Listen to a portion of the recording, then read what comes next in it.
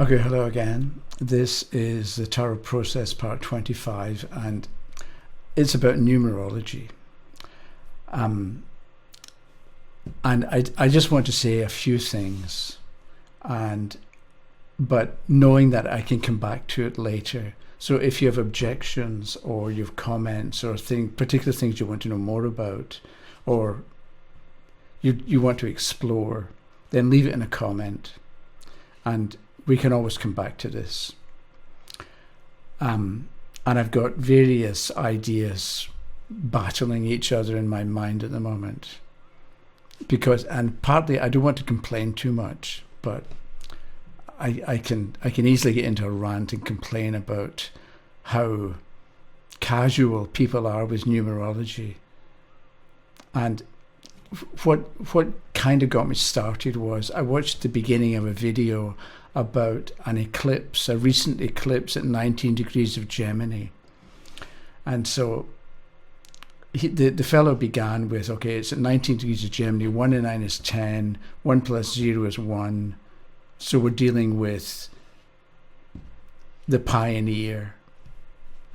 Don't know where he gets that from, but it's a pioneer in how you want to you start things and you take responsibility for it, and if it doesn't work, then you'll accept responsibility for that as well.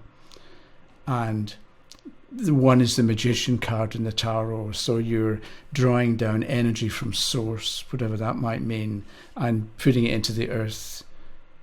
And so it sounded okay. It sounded good if you don't actually think about it.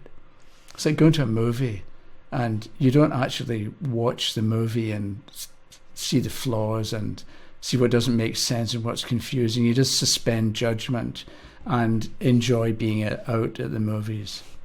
And it's a bit like that, I think, with numerology, that people are casual and they take from different bits and pieces or different places and jumble it all together and talk.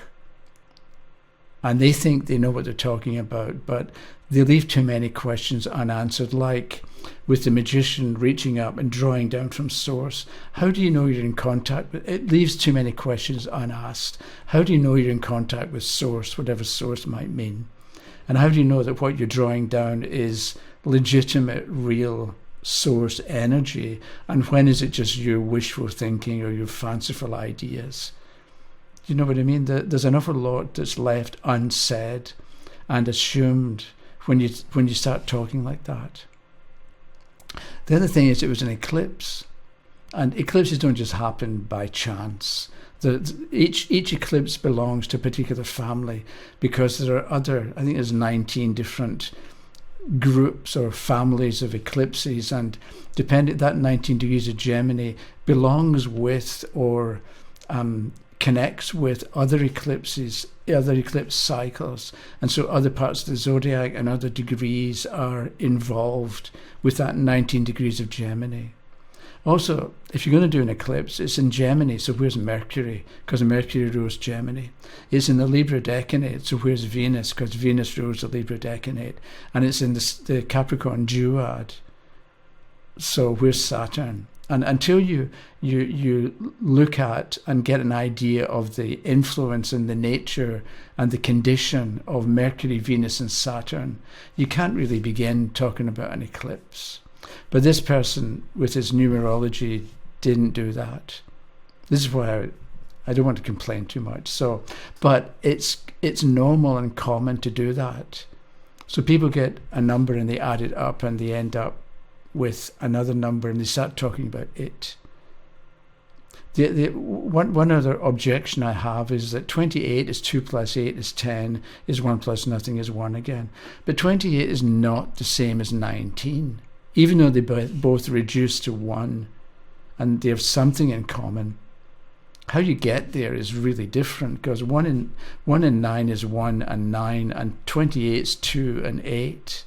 They both reduce to 10. So, I mean, it just leaves too much room for fantasy and for making stuff up that might sound good, but doesn't really have any logical basis for it. At least that's what I think.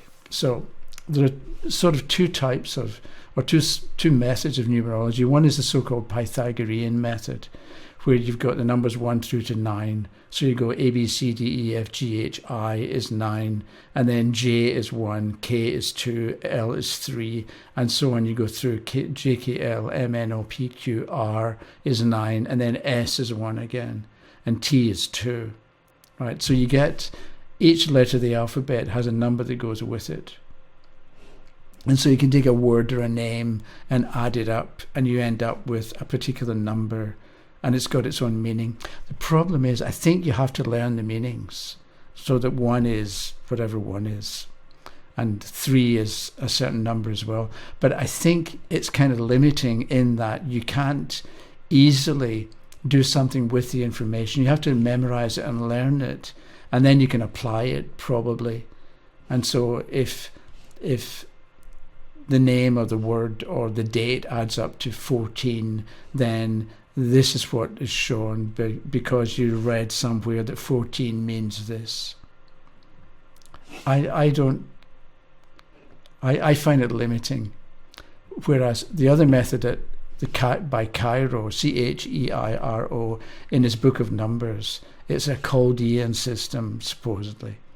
But I'll put the corresponding numbers for letters in the description below. And it's better because 1 is the number of the sun, and 2 is the number of the moon, and 3 is Jupiter, and 4 is Uranus, 5 is Mercury, 6 is Venus, 7 is Neptune, 8 is Saturn, and 9 is Mars. And each of these planets we can read about and understand to some extent, and keep developing our understanding of the planet, so we can do more with a particular number. And I think Cheiro's method, also he talks about compound numbers. And so 23 is a good number, so is 24. 25 is quite good. 26 is awkward and difficult and unfortunate. 27 is good. 28 is unfortunate. 29 and 30 are numbers of isolation. Right? So he gives you some specific extra information about compound numbers. He calls them compound numbers. But you can always reduce it to a number, a single digit, and it's a planet. And that means you can do an awful lot with it. So 3, for instance, is the number of Jupiter, and Jupiter represents expansion. So, but 3 that's unfortunate can be over-expansion or overindulgence. We tend to think expansion is a good thing, but too much, you can get too much of a good thing, right? And it spoils you, or it spoils you for other things. So 3, expansion isn't always a good thing. You think of cancer cells that multiply. That's expansion, but it's out of control. So 3 is expansion, but it's not always a good thing. But Jupiter represents luck, good luck. But you have to think, is it really good luck or not? Okay, so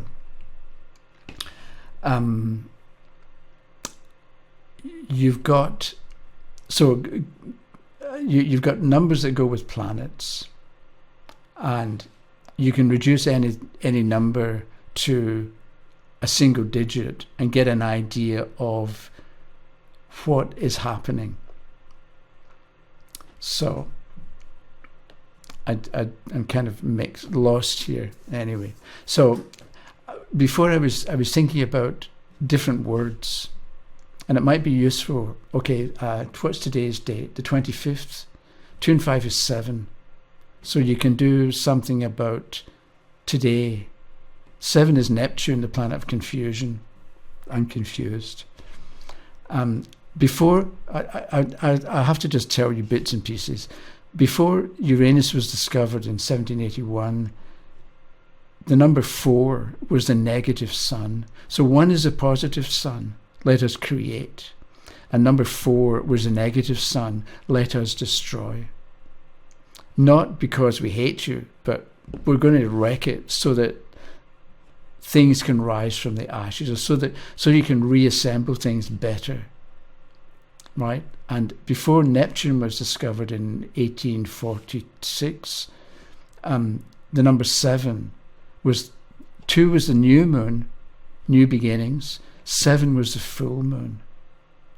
And at the moment of the full moon, the moon reflects totally the sun, but then it's bound to move on, and it begins to wane. Right? So you've got the sun-moon cycle, and 7 is the full moon, and 2 is the new moon. So 2 and 5 is 7. Okay, today's the 25th. We can look at it as 2 and 5 is 7. So now today is a day for spiritual understanding, if you want to look at it that way, because that's what 7 is. That's what Neptune represents, or it's confusion and illusion and delusion, because that's the number 7 as well. So if you want to take the date, and try and get an idea of what kind of day it is, or what today is a good day for, then you can use numerology. And so today being a 7-day, there's 7 days in a week, right? So today is the end of a cycle in its own way. So maybe it's today's a time for finishing things up rather than starting things, is one way of looking at the number 7. But 7 is Neptune, and it's spiritual understanding. So maybe today is a good day for figuring out what's going on below the surface and getting an idea of what's really going on, as opposed to what seems to be going on. But also 7 is Neptune for confusion. So it can be a day where if you drink alcohol, 1 glass will get you drunk instead of 10, right? Because you're sensitive. Or maybe today is a good day for doing yoga or for doing meditation. Maybe you get better results today if you do meditation than you do tomorrow, which is the 26 for 8 for Saturn, for discipline and restriction and responsibility. Okay, so you might be able to get something, an idea of what kind of day it is going to be based on the number. There was something else I was going to say. The other thing is, if you're using a tarot deck that is not illustrated, so there's no picture to give you the meaning, you might want to use a system of numbers to get an idea. So the 8 of Swords is Saturn, who represents hard work and discipline and responsibility in the area of swords, which is conflict and strife. So you get an idea of how to behave. So if you've got the 8 of Swords, the way to handle conflict is for you to be responsible and for you to be the adult in the room, because Saturn represents the father, right? When you know the number and the planet that goes with it, take a look around and add to your knowledge of the rulership of the planet. So Saturn is time. So maybe with the 8 of Swords, it's important to understand the timing of the event, or to understand that time heals all wounds, or that you need to let time pass before you're going to see clearly what's going on. Because 8 is Saturn that rules time. So if you use a planetary-based system of numbers, you're always going to be able to add more. If you use the Pythagorean system, so 15 is 15 and that's it. You can't do much with it. You just have to obey what 15 tells you to do or how to think. Whereas if 15 is 1 and 5 equals 6, it's the Sun plus Mercury equals Venus. So it's the God creative force, as I was told. And I think that's what Cheiro mentions as well. Because your sun sign, it's like, it tells you what team you're on, is one way of looking at it. So Taurus is Taurus. All Taurians are built a certain way, with certain expectations and certain habits and certain ways of doing things that are natural for Taurians. So everybody with the sun in Taurus, they've got certain similarities that they share that are not the same as characteristics of Cancerians or Leos.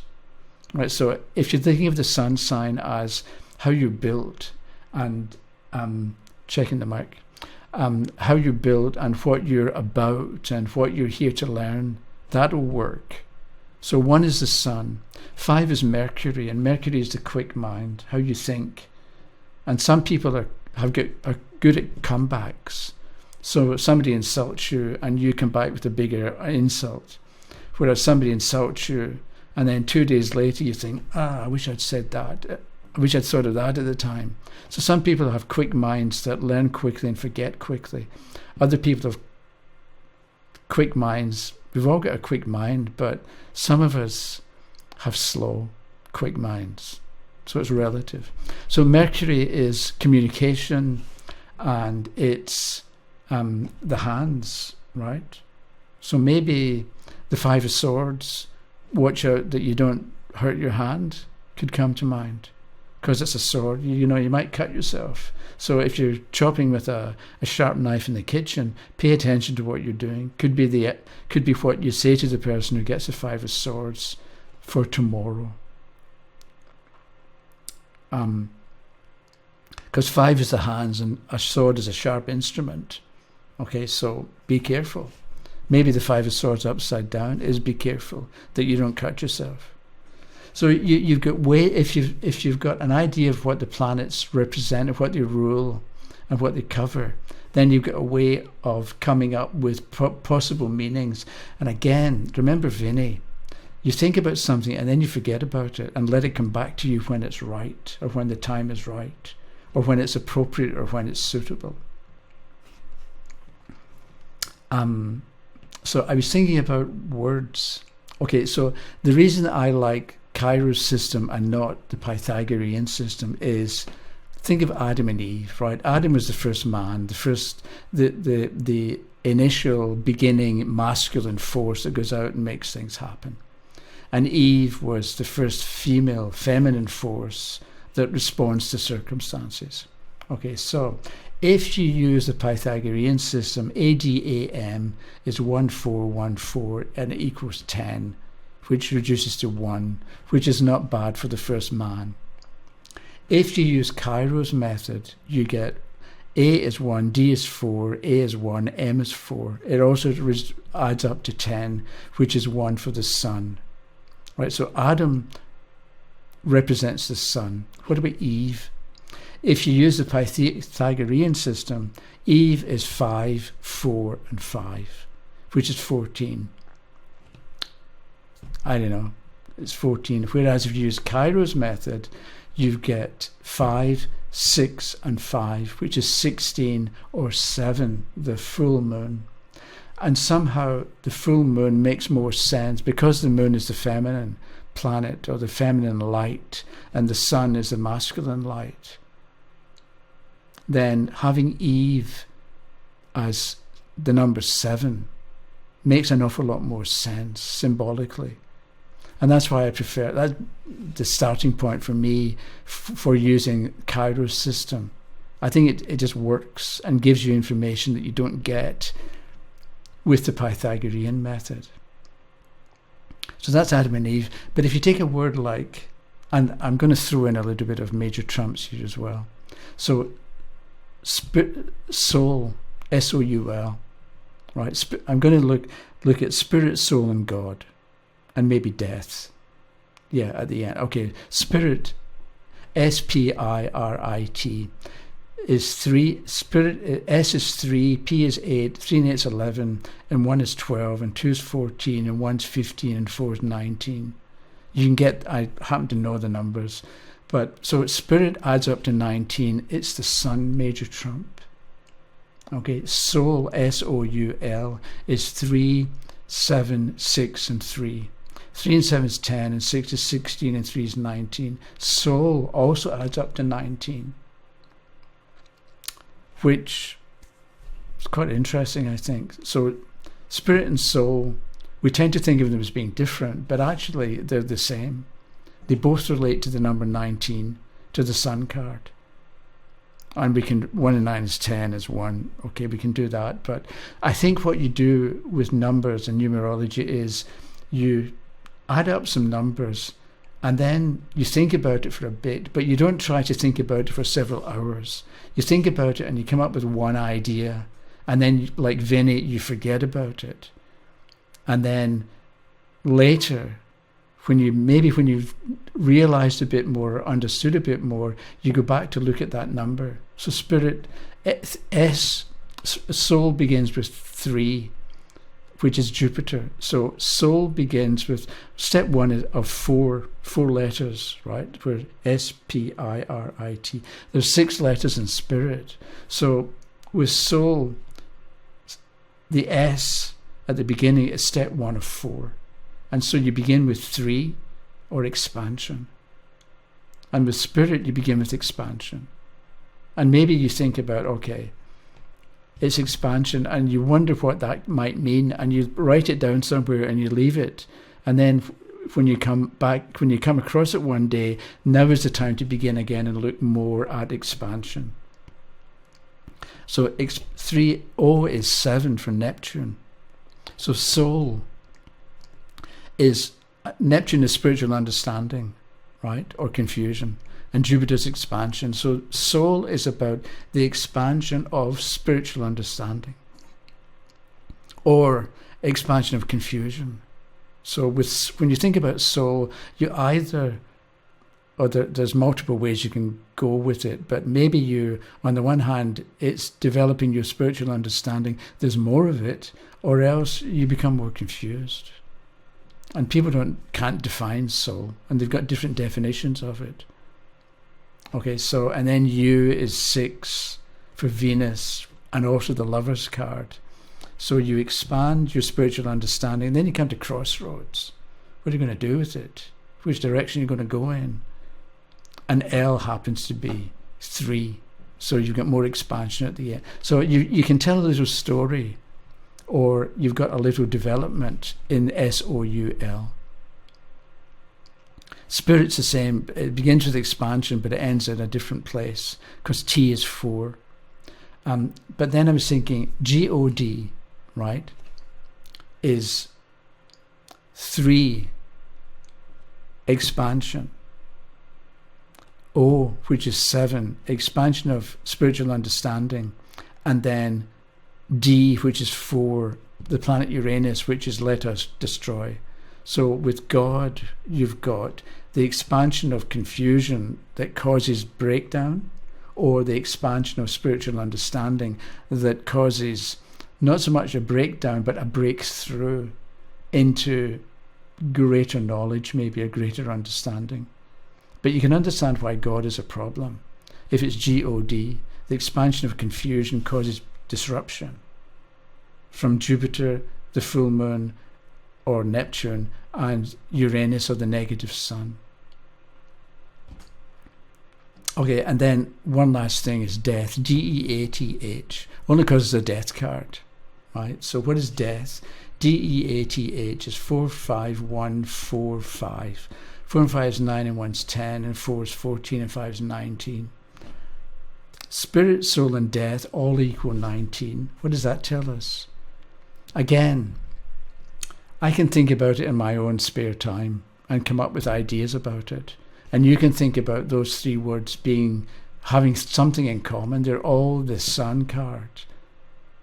So the death card, death, is the same as, or relates to, or is an example of the Sun card.